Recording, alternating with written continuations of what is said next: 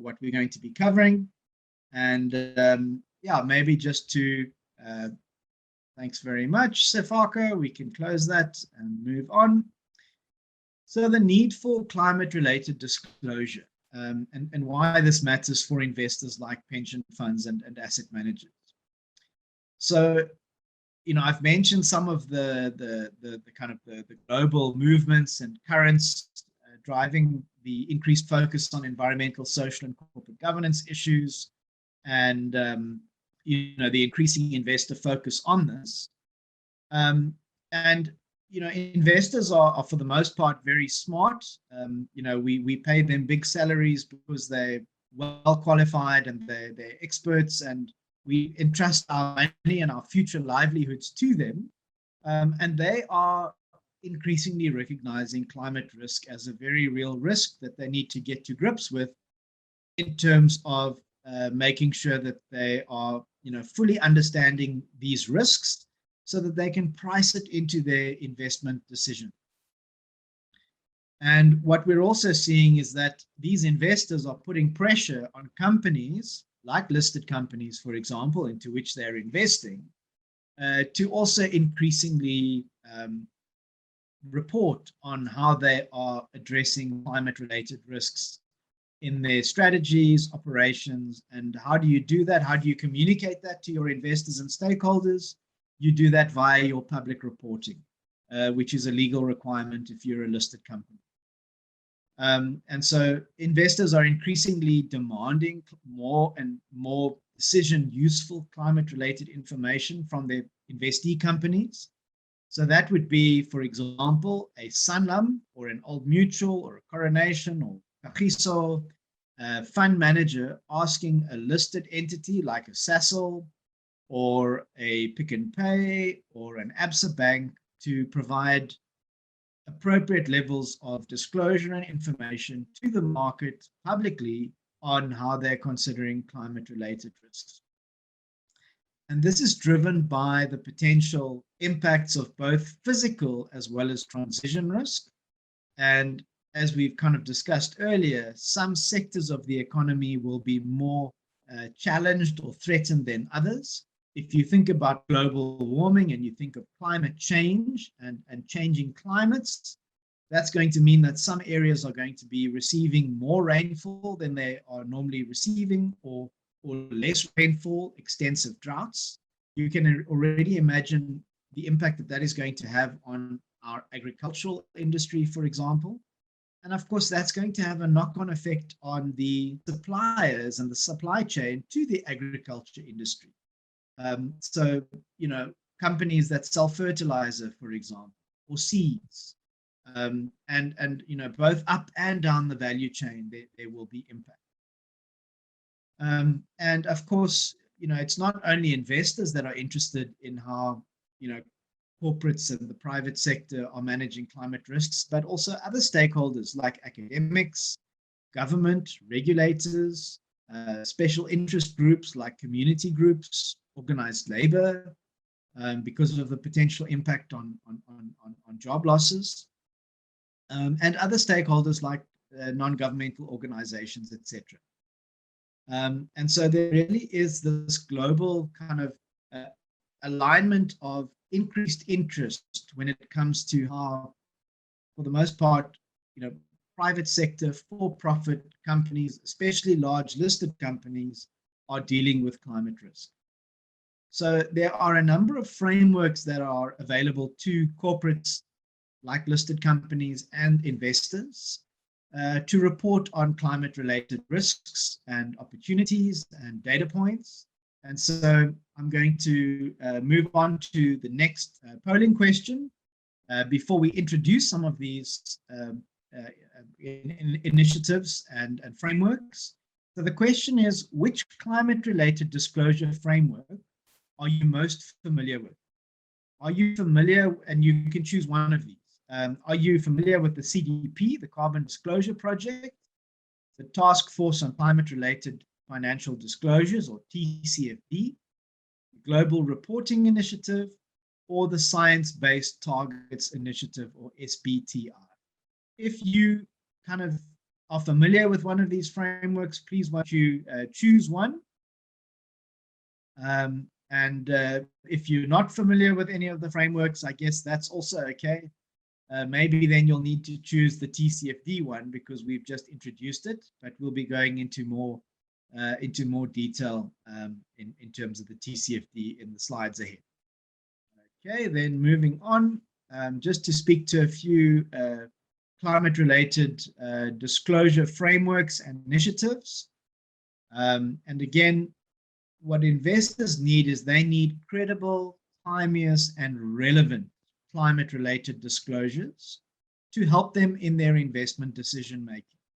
And so a lot of these initiatives and frameworks that we'll be mentioning, some of them are very focused on climate, others are more broader around sustainability data and kind of more ESG information more broadly. So, for example, the Task Force on Climate-Related Financial Disclosures is very targeted and specific on climate disclosures, so climate-related financial disclosures. The Carbon Disclosure Project, which has been around for probably more than a decade, is very familiar in the South African context, with a lot of listed companies having reported against the CDP framework for a number of years. So the Task Force on Climate-Related Financial Disclosures, the Carbon Disclosure Project, and the Science-Based Targets Initiative are very much climate-focused. The others, the Global Reporting Initiative, the Sustainability Accounting Standards Board, and the International Integrated Reporting Council, or IIRC, who are now aligning and collaborating under the Global Value Reporting Foundation, cut across environmental, social, and governance themes, including climate risk, including reporting against climate. And so the fact that we have these various frameworks collaborating and aligning is very useful, because I think there's a lot of confusion in the market with these different frameworks. But increasingly, we are seeing that the TCFD, when it comes to climate, is seen to be the framework of choice, and a number of regulators are starting to make disclosure against TCFD mandatory for organizations in their region. So just at a high level, the Carbon Disclosure Project, this is a carbon disclosure system for companies, investors, and other entities like cities and regions. There are just short of 10,000 companies that report through the CDP framework on climate change, water security, and forests. Those are the three focus areas for CDP. And there are about 13 kind of elements that the CDP framework requires companies to report against. So governance, risks and opportunities, business strategy, targets and performance, emission methodology, emissions data, emission breakdown, energy, additional metrics, verification, carbon pricing, engagement, and sign-off. And the reason that I went through that list is that you'll see when we introduce the TCFD, there is some overlap and alignment, which allows organizations that are already reporting against CDP to use some of their CDP reporting data points to assist them in reporting against the TCFD. So the CDP disclosure platform is already a useful mechanism that a number of entities are using for reporting support in terms of the TCFD's reporting recommendations. And so there's an opportunity for alignment and efficiencies. And CDP, because it's so well supported with more than 10,000 companies disclosing against their framework, it's a lovely database. It's a large, accessible database to both investors and other stakeholders. CDP gives a score to each participating organization, so you're able to score by company against company in terms of sector comparisons, and it really has done a great job in driving investors and companies towards a zero carbon, sustainable and resilient global economy. And so there's a strong link and benefit between CDP and TCFD, and certainly it's our project partners, view that there's going to be increasing alignment in the months and years ahead. So there's also opportunities and financial impacts that result because of climate risk and climate change. So we've already mentioned this, but physical risk refers to how the physical impacts of climate change may or will impact on the financial performance of an entity or a company, an investment, both now over the short term and into the future. And transition risk is that climate risk that arises due to changes in regulations, policies, technology, markets, and reputations linked to efforts to reduce greenhouse gas emissions. So, one example of transition risk without, using the climate risk example is, let's think about, a transition risk that's been brought about by the COVID pandemic. So if you listen to some of the reports that are coming out of our property companies in South Africa or the REITs, real estate investment trusts, one of the largest listed property companies came out earlier this week or last week to say that 25% of their office space in Sandton is now vacant. So why is that vacant? It's because for many people, they've now been asked to work from home. Their employers are no longer renting their office space from large, real estate landowners or office, owners. And so as a result, there's been a transition risk that has materialized because of the pandemic, as more and more employers are, moving their staff to a virtual environment, working from home, only coming into office as and when necessary. So there's a practical example of a transition risk that is not related to climate risk per se, but that's a transition risk that has materialized because of the global pandemic. And so one needs to think through, as we, see consumers, ourselves deciding on, do we buy a car or do we rather use Uber or Bolt? That is a transition risk for, vehicle manufacturers. And so with every transition, there's both opportunity and risk, and investors need to be considering both sides of the risk and the opportunity spectrum. Acute risk is a physical risk. In terms of acute physical risks, refer to those that are event driven. So this could be flooding, or fire, or drought, whereas chronic risk refers to those chronic physical risks that are longer term shifts in climate pattern.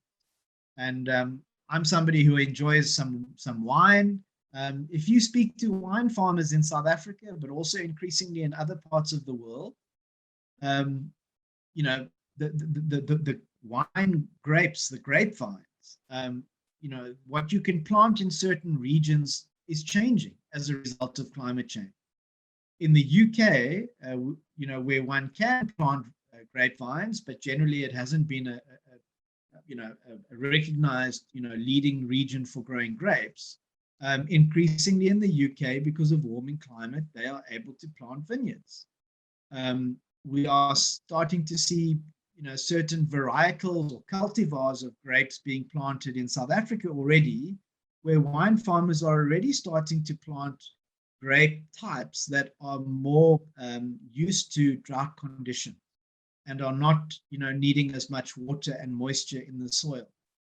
As our agricultural community starts to prepare for a warming climate.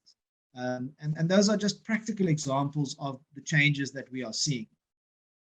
And of course, investors need to be aware of both acute and chronic risks. And acute risks are insurable to a certain extent.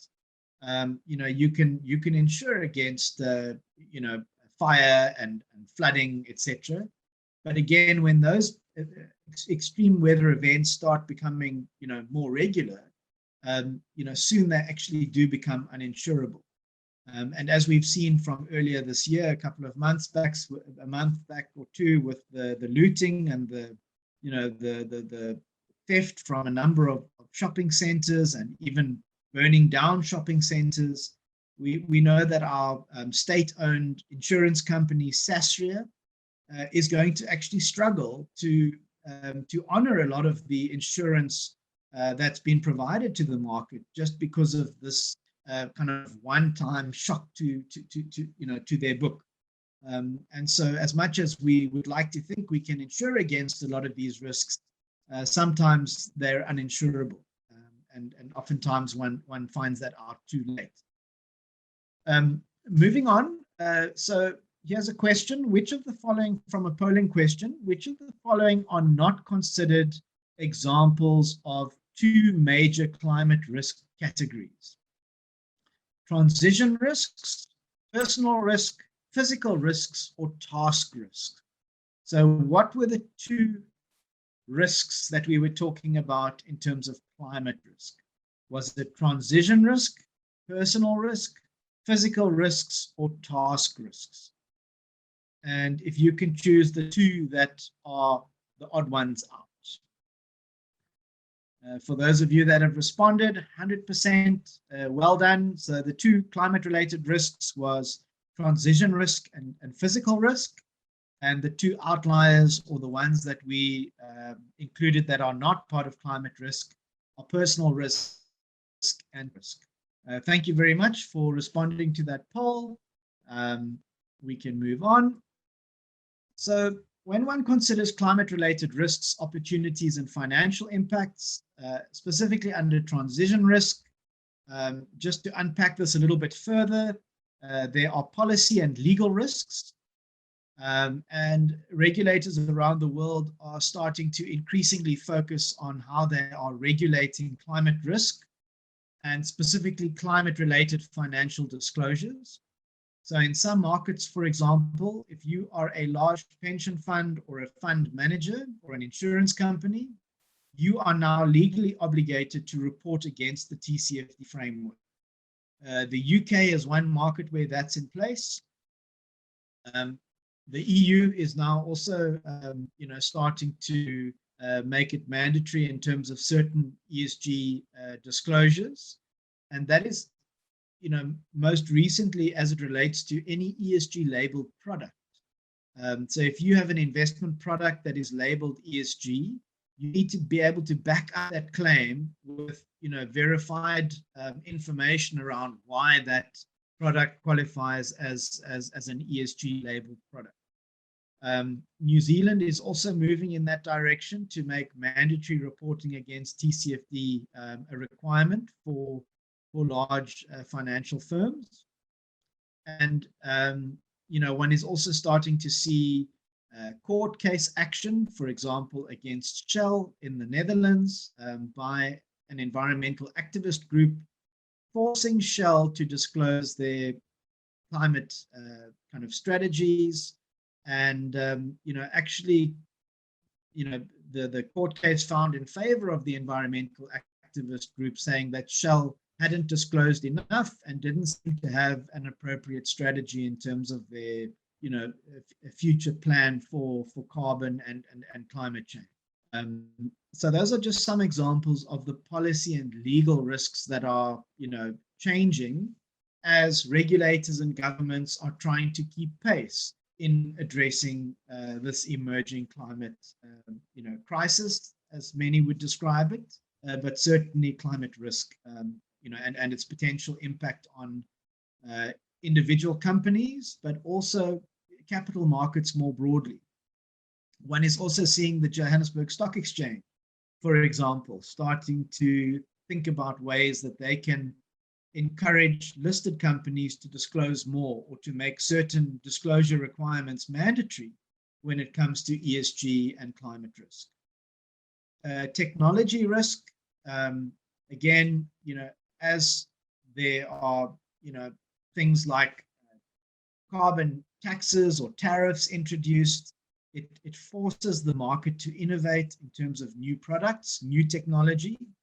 So on the one hand, there is this drive towards innovation and developing new products and services, new technology, but at the same time, it's a risk for old world, companies who are carbon intensive in their operations, and who are not able to pivot or tilt or re-engineer their way of doing business to move into a low carbon economy.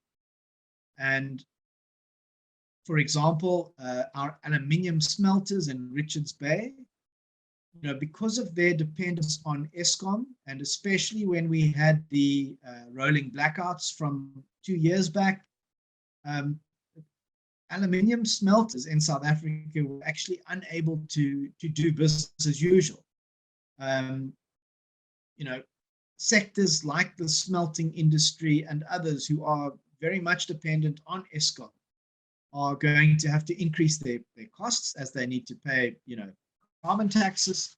And so technology risk is a great lens for investors to look through as a potential risk that they want to see their investee companies appropriately managing.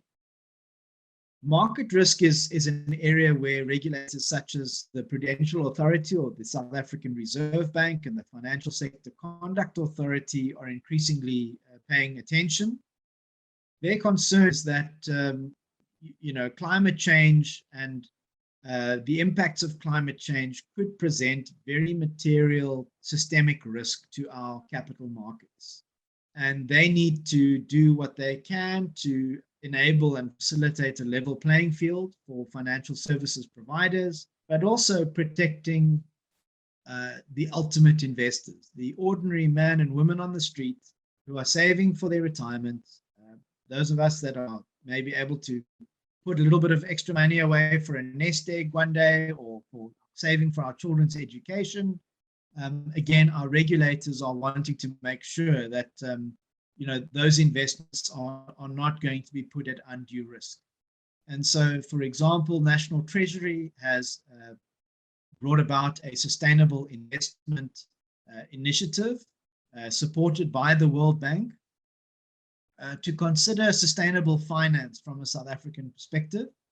And, how can we as a country, in terms of our investments and capital markets, banks, insurance companies, how can we collectively appropriately address climate risk and sustainable finance? So how can we really develop a finance sector that is sustainable for the long term and that is not going to see kind of systemic or market shocks to the system? And then lastly, and there's growing reputation risk on the line.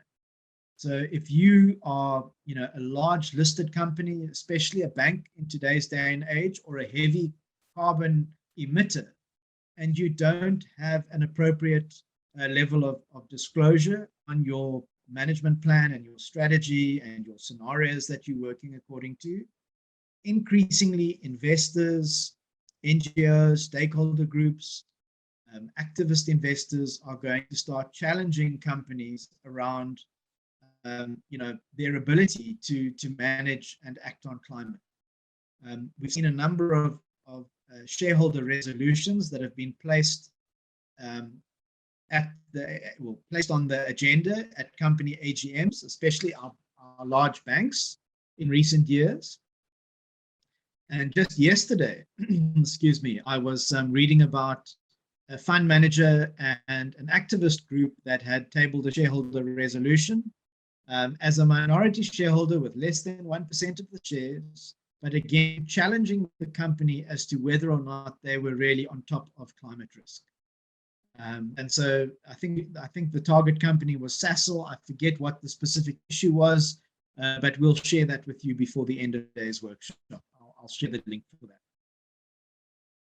When it comes to the positive, the opportunity side, I've mentioned already there's an opportunity for resource efficiency.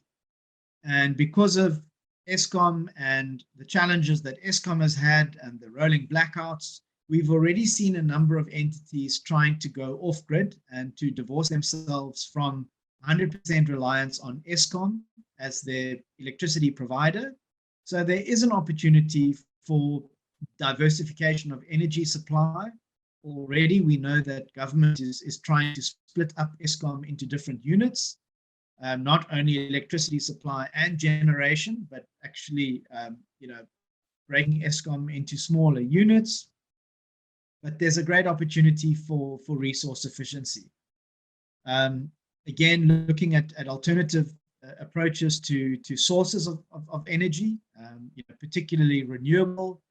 If you think about how much sunlight we have in South Africa compared to Europe, and yet in many European countries, they're actually off-grid, in the sense that individual households have got solar panels, they've got wind turbines, and they don't need to make use of a state electricity provider like an Eskom. There'll be increasingly, new products and services coming out. Eskom, for example, sees electric vehicles as a new opportunity for them. So there's electric vehicles like the Teslas of this world. Zoom, I guess, is another technological advancement which has also helped us to reduce our environmental footprint. We don't need to drive into a physical office anymore. You can work from home. Again, we know this is not true for everybody, but there are ways that we've seen products and services being introduced. Markets, there are new opportunities in terms of global financial markets and products. For example, there are green bonds, which a number of our listed companies have already taken up, where there's an opportunity, for example, to green a property portfolio, to make sure that all of their properties are using the most electricity efficient lighting and air conditioning units. And investors are actually happy to subscribe for financial products, or green bonds, as we call them, to facilitate that transition to a greener business for those entities. Sustainability bonds or sustainability linked bonds have also been coming into the market, with some of our banks, for example, incentivizing companies like some of our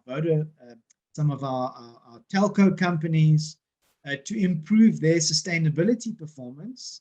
And if they're able to demonstrate year-on-year improvements, they're able to pay less in terms of their interest payments on those sustainability linked bonds. And at the end of the day, this is about resilience, investing and supporting companies that are going to be around for the next 50 or 100 years. Why? Because they're able to adapt to a changing climate, not only just a changing environmental climate, but a changing investment climate, as we transition from a carbon intensive to a lean carbon, or a greener future market environment, into which certainly the world is moving, and South Africa is going to have to keep pace with that. I'm almost done. Before I think I'll hand back to Seren, and maybe we can take some few questions before then. But this image is really something from the TCFD, where it basically splits out the risks and the opportunities presented by climate risk. It breaks those down into transition risks and physical risks, as well as the opportunities presented by climate change. Both risks and opportunities need to be dealt with from a strategic planning and risk management perspective, by both the governing board, or the board of directors, or the board of trustees of an entity, as well as the executive management team. That is going to presumably and likely have financial impacts, both in terms of revenues and expenditures, also in terms of assets and liabilities, and how they secure their capital, and how they finance their business. And again, this is about climate-related financial disclosures, because this information needs to be brought into the accounting practices, in terms of value at risk. And so we're going to see more and more of this. And certainly for you who are trustees and shop stewards for labor funds, you should really ask your fund managers around how they are factoring climate risk into their valuations and investment decision making when it comes certainly to South African listed companies. So we have an opportunity for another poll, and the question is, which of the following is not an example of damages or losses from extreme weather events? Is it long-term droughts, floods, resource efficiency, or sustained higher temperatures? So choose one of the above, and which of them is the odd one out? So we're looking for something which is not categorized as an extreme weather event or losses from extreme weather events. Is it long-term droughts, floods, resource efficiency, or sustained higher temperatures?